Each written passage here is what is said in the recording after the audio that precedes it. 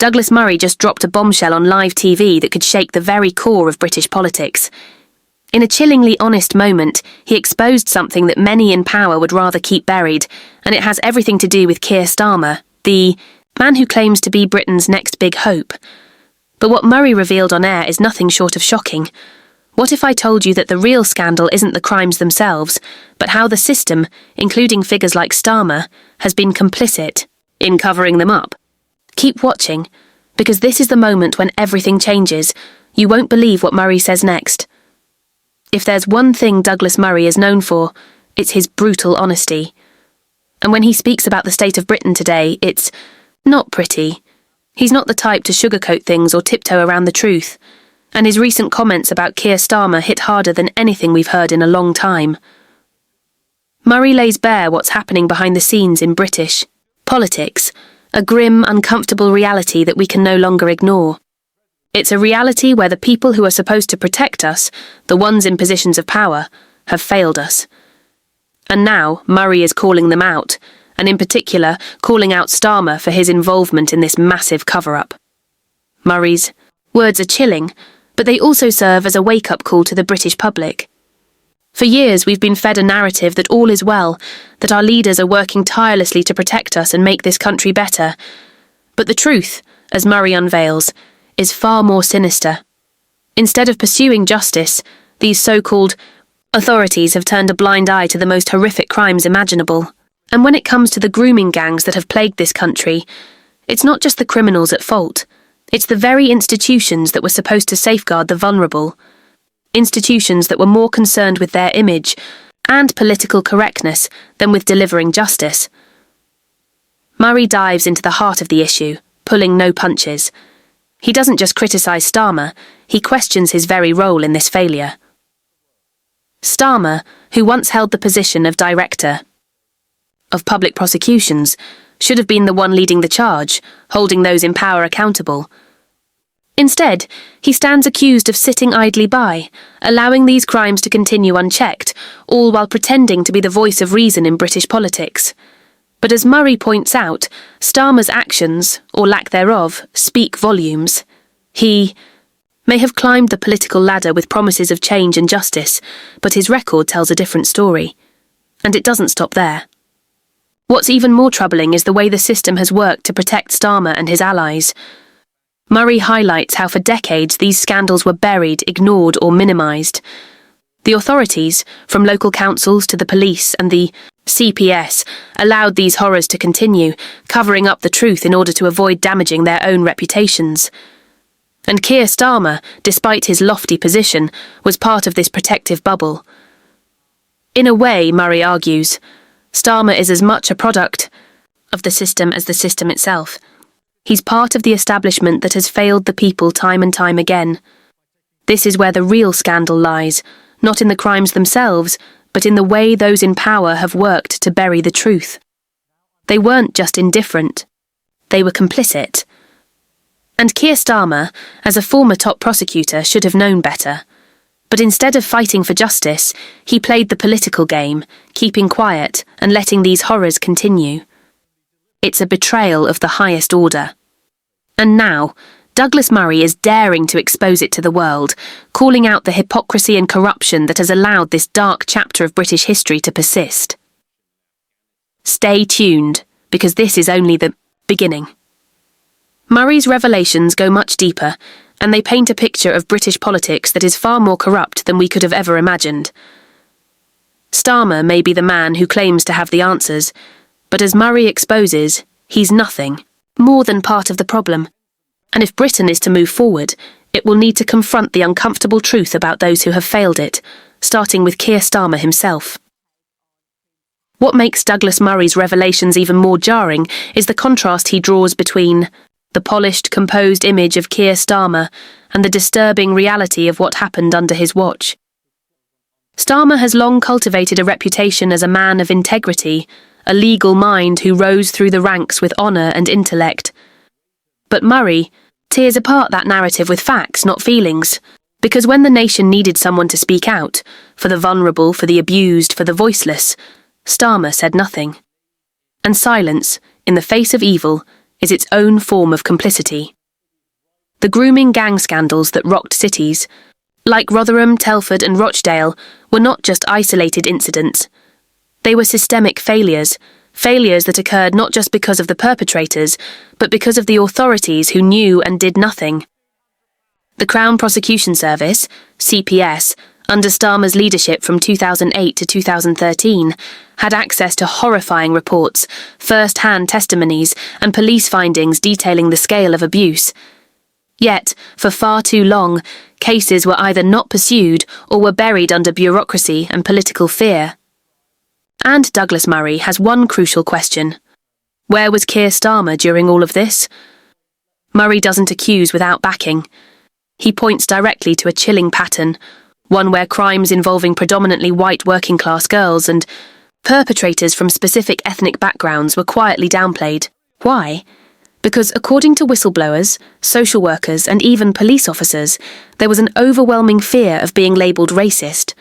Political correctness, it seems, became more important than protecting children. And under Starmer's CPS, that same reluctance to confront uncomfortable truth persisted. The victims, many of them children, were treated as unreliable, unworthy of protection. They were silenced, while their abusers walked free. It's not just negligence, it's a moral failure of historic proportions. What's even more haunting is how Starmer, despite being in such a powerful position, never publicly demanded sweeping reforms in the handling of these cases. He never stood before the nation and acknowledged the systemic rot. Instead, he stayed on script, followed the establishment's lead, and played it safe. Murray calls this out for what it is, not just a missed opportunity, but a deliberate choice. A choice to protect his political career over protecting the lives of vulnerable girls. And now, as leader of the Labour Party, Starmer positions himself as a champion of justice. But how can the nation trust a man to clean up the system when he helped it look the other way? Douglas Murray draws attention to the real human cost behind these failures. He speaks of the countless victims who were not only abused, but then re-victimised by the very institutions that were meant to help them. Families were gaslit, whistleblowers were silenced, and media coverage was manipulated to avoid addressing the core issue. This wasn't just about bureaucracy. This was about protecting a narrative, one that kept powerful institutions safe from public outrage. And Starmer, by never breaking that silence, became a pillar of that narrative. Murray paints a disturbing picture, one where morality was traded for image, and where the safety of children was sacrificed at the altar of political expediency. What does it say about our leaders when the truth is only revealed by writers, journalists and whistleblowers, never by the people who were paid to protect us? Starmer's defenders argue that he did what he could, that these failures were broader than one man. But Murray is clear. Leadership is not about hiding behind the system, it's about standing up when it matters most. And in the most crucial moments, Starmer did not stand up. He stayed silent. As public trust in institutions crumbles, Murray warns that we must confront the uncomfortable question, what else has been hidden? If this level of abuse could be overlooked, for decades, what other scandals are lying just beneath the surface? And if Starmer represents the kind of leadership Britain is supposed to aspire to, then we're in deeper trouble than we thought. Because leadership without courage, without truth, without accountability, is just a performance. Douglas Murray's televised statement is not just a criticism, it's a challenge. A challenge to the public to open their eyes and ask the questions no one else dares to ask. Why were these victims ignored? Who was responsible? And why has no one at the top truly been held to account? Murray isn't interested in scoring political points. He's interested in justice, in truth, in making sure this never happens again. But to do that, he insists, we must start by holding those responsible accountable, and Keir Starmer is no exception. This isn't just about politics, it's about the kind of society we want to live in. One where the truth is spoken, no matter how uncomfortable. One where victims are heard, not ignored, and one where the powerful are finally held to account. Starmer's silence was not just a political mistake, it was a betrayal. And now, thanks to Douglas Murray, that betrayal is finally being brought into the light. As Douglas Murray's scathing critique continues, he turns the spotlight from the past into the present, unravelling the tightly controlled image Keir Starmer has spent years crafting. To the public, Starmer often appears calm, deliberate and professional, an antidote to the chaos of recent British politics. But beneath the polished exterior, Murray argues, lies a cold calculation. A politician who has mastered the art of saying the right thing at the right time, while carefully avoiding the deeper truths that might tarnish his appeal. Murray exposes how Starmer's career is a case study in strategic ambiguity. He's a man who has built his brand not by taking bold stances, but by staying just vague enough to keep every side guessing. During his tenure as Director of Public Prosecutions, he kept a low profile, rarely speaking out in emotionally charged moments. Now, as leader of the Labour Party, that same caution remains his signature move. But to Murray, this isn't prudence, it's cowardice. Because leadership, especially in times of crisis, demands clarity. And time and again, Starmer has chosen political safety over moral responsibility. One of the most telling examples Murray presents is Starmer's ever-shifting position on key issues. Whether it's Brexit, free speech or immigration, Starmer has a history of dancing on the edge, careful never to alienate his base, but never bold enough to lead them either. On Brexit, for example, he pushed for a second referendum before backing away when it became politically dangerous. On immigration, he echoes tough-sounding rhetoric, while offering little in terms of actual policy reform. And when it comes to cultural issues, where the public looks for real leadership, Starmer often falls silent or hides behind committee speak. Murray is not alone in this assessment. Even some within Starmer's own party have privately expressed frustration with his lack of conviction. But what Murray brings to the surface is a broader pattern. Starmer is a political figure who avoids depth in favour of optics. His speeches are filled with generalities, his policies often recycled, and his interviews choreographed to avoid controversy. He may present himself as a man of principle, but as Murray insists, the record tells a different story. In the explosive interview that has since gone viral, Murray outlines how Starmer's obsession with image management has led him to betray the very working-class communities Labour was built to serve. These are the communities that bore the brunt of the grooming scandals, that felt abandoned by elites, and that now watch as the same elites ask for their votes with empty promises. Starmer, Murray says, is not an outsider fighting the establishment, he is the establishment. And for all his talk of change, he remains beholden to the same system that has failed Britain time and time again. What's more disturbing, Murray argues, is how the mainstream media has played into Starmer's hands. Instead of scrutinising his record, many outlets have praised his statesmanlike demeanour or his measured tone, mistaking lack of passion for leadership. This media shield has helped him deflect criticism and dodge accountability. But Murray tears through that illusion, reminding viewers that integrity isn't about tone, it's about truth. And when you look closely at Starmer's past, the truth becomes much harder to ignore. Murray digs even deeper, pointing to specific instances where Starmer, when given the opportunity to speak truth to power, chose silence. During the height of the pandemic, while thousands of citizens lost their livelihoods and freedoms under controversial restrictions, Starmer offered little opposition to government overreach. Instead, he adopted a strategy of passive compliance, only criticising decisions after public backlash had already begun. Murray questions, if Starmer couldn't find the courage to stand up during that crisis, why should anyone believe he will in the next? This critique gains even more weight when you consider how Starmer has handled internal party dissent.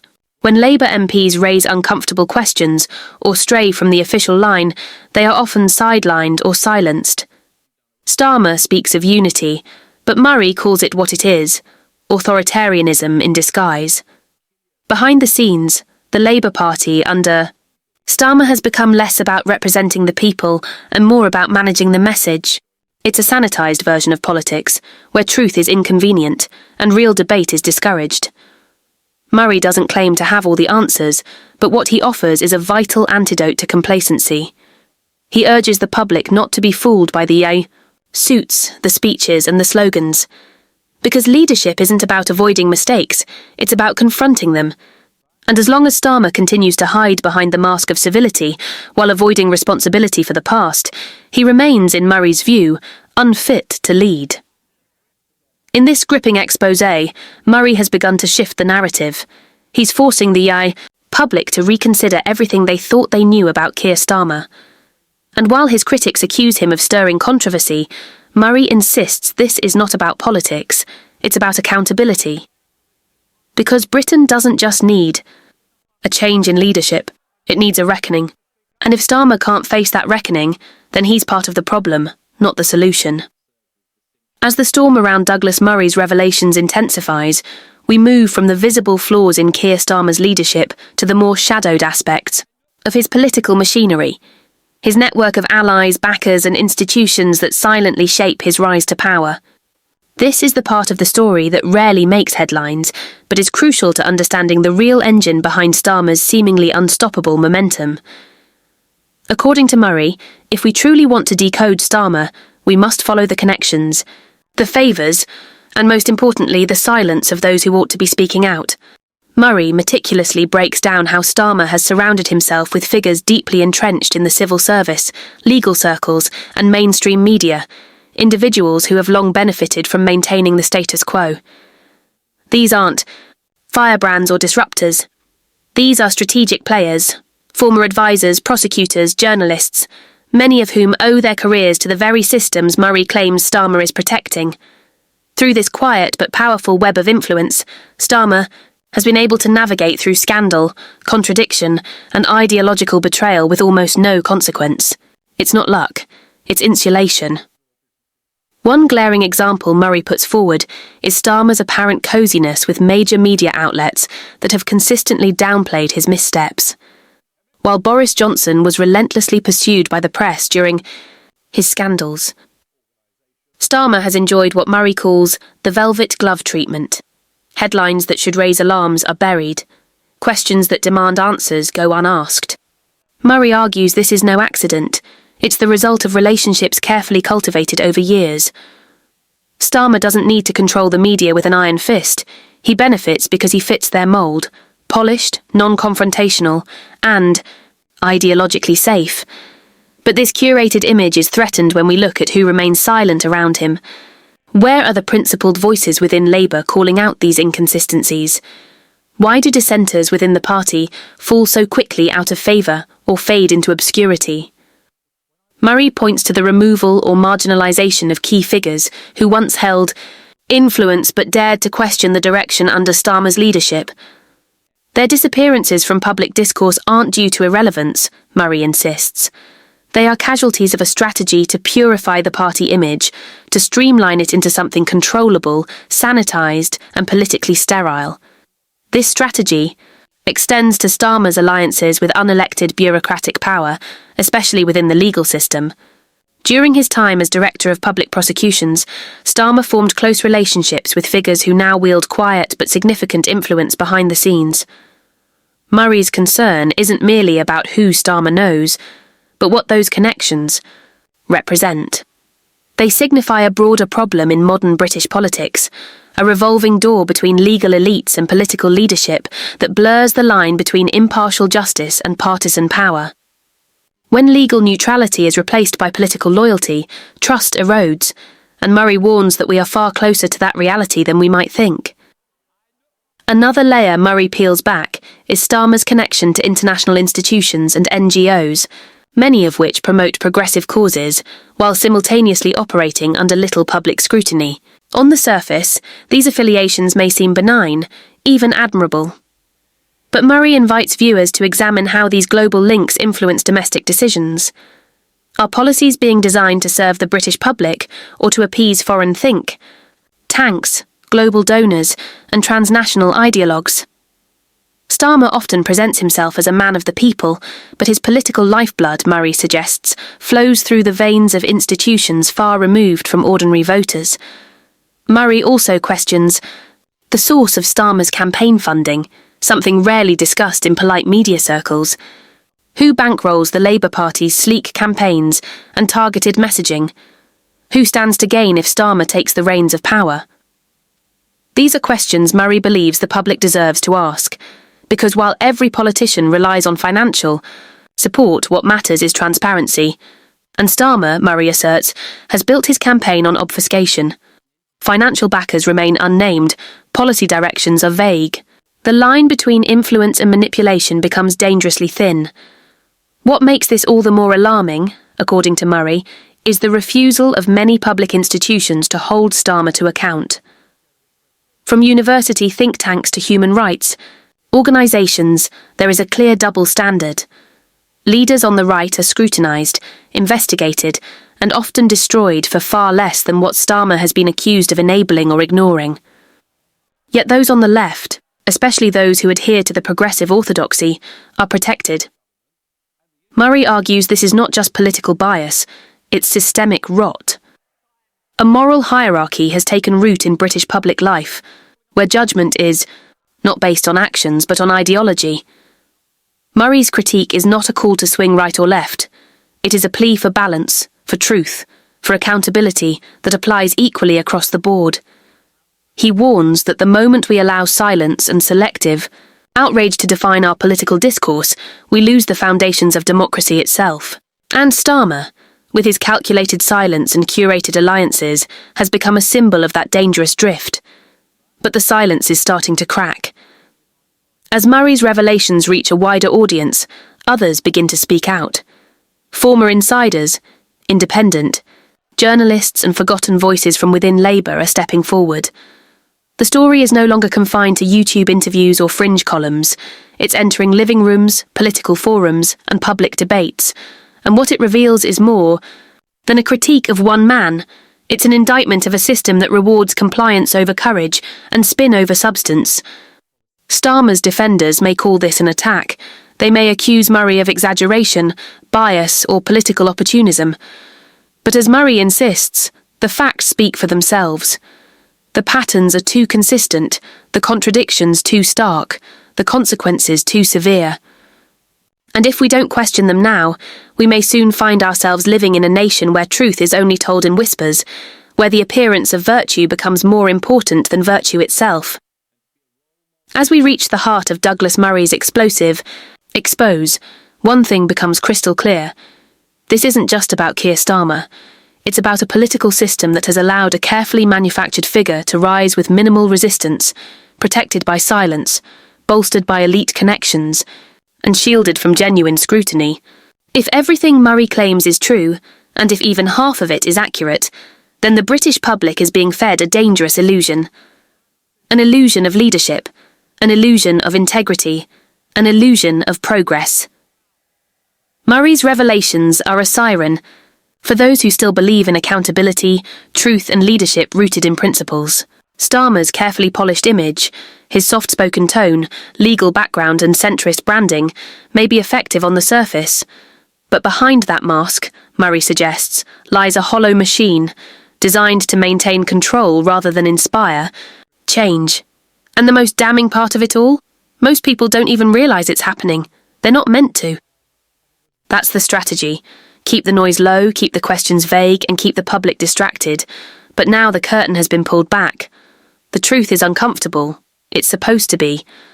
Murray's investigation is not a political hit job. It's a wake-up call. Because in democracies, silence is never neutral. When our leaders operate in ambiguity, when criticism is muffled by institutional loyalty, and when genuine opposition is sidelined for the sake of political optics, democracy weakens. Starmer may not shout, he may not rant, but his quiet manoeuvring, his decisions, his alliances, and his omissions may prove even more dangerous. So what can you do? This is your call to action. If you care about the future of British politics, whether you're left, right, or somewhere in between, you must demand more, demand clarity, demand answers. Do not let silence be mistaken for strength. Challenge the media that refuses to question. Share the information others want buried. Ask the questions that make the powerful uncomfortable And most importantly, never allow yourself to become numb to political theatre that prioritises image over integrity. Douglas Murray has lit a fire. Now it's up to you to decide what to do with it. Will you look away, comforted by curated soundbites and headline distractions? Or will you follow the thread deeper into the uncomfortable truths that reveal not just the character of Keir Starmer, but the condition of the system that carries him? Because in the end, democracy isn't protected by politicians. It's protected by people who refuse to be fooled. If this message struck a chord, don't keep it to yourself. Like this video, share it with those who still believe in truth over spin. And subscribe for more fearless analysis, where the facts matter more than the narrative.